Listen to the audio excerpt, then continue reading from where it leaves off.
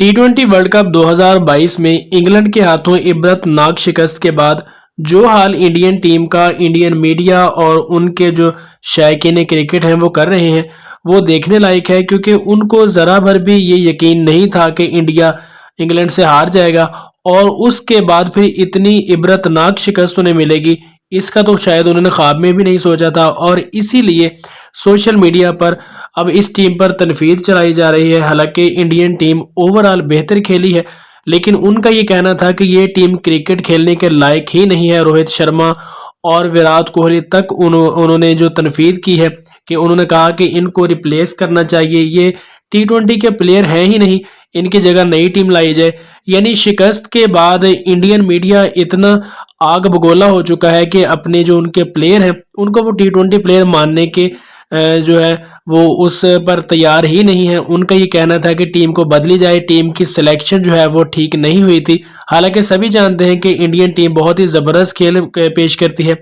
और जो ये खिलाड़ी हैं इसमें भी कोई शक नहीं है कि टी20 के बेहतरीन प्लेयर हैं, लेकिन आउट ऑफ फॉर्म होने की वजह से केएल राहुल, रोहित शर्मा, ये तो वो तमाम तर प्लेयर हैं जिन पर तनकीद की जा रही है। और इंडियन मीडिया और इंडियन शायकीन क्रिकेट इस बात पर वाजिद है कि इनको रिप्लेस किया जाए, इनकी जगह नए प्लेयर लाए जाए, और इसके अलावा कोई भी अच्छी तवक्को नहीं की जा सकती। अगर ये प्लेयर रहे तो इंडियन टीम कोई भी टी20 में बड़ा इवेंट नहीं जीत सकती। और उसके अलावा दूसरी जानब जब मोहम्मद रिजवान से पाकिस्तान ने न्यूजीलैंड को हराया, और रिजवान से जब पूछा गया कि आप आउट ऑफ फॉर्म रहे थे, आप स्कोर नहीं कर पा रहे थे, लेकिन आज बाबर और रिजवान ने दोनों ने मिलकर अच्छी क्रिकेट खेली, अच्छी इनिंग खेली और पाकिस्तान को जीत से हमकिनार कराया, तो मोहम्मद रिजवान ने बात बात पर अल्लाह ताला का शुक्र अदा किया। और उन्होंने कहा कि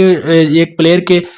जो लाइफ में ऐसे स्टेजेस आते रहते हैं, हर प्लेयर का दौर आता है जब वो आउट ऑफ फॉर्म होता है, लेकिन उन्होंने कहा कि अल्लाह ताला का लाख लाख शुक्र है कि हमने आज बेहतर परफॉर्म किया और पाकिस्तान को जीत से हमकिनार करवाया। उन्होंने कहा कि अल्लाह ताला से ही सब कुछ होता है, बंदे पर आजमाइश आती रहती है, लेकिन आज हमारी किस्मत में था, हम जीत गए और अल्लाह ताला ने हमसे बेहतरीन परफॉर्मेंस दिखाई। यानी हर बात पर उन्होंने अल्लाह ताला का शुक्र अदा किया, और यही बात शायकीन क्रिकेट उनके जो तमाम तर पसंद करने वाले मोहम्मद रिजवान को, उन्होंने इस बात को बहुत ज़्यादा पसंद किया कि हर बात में अल्लाह ताला को वो शामिल करते थे, उनका शुक्र अदा भी करते थे। और इस बात में कोई शक भी नहीं है कि जब तक अल्लाह को मंजूर नहीं होता कुछ भी नहीं हो सकता।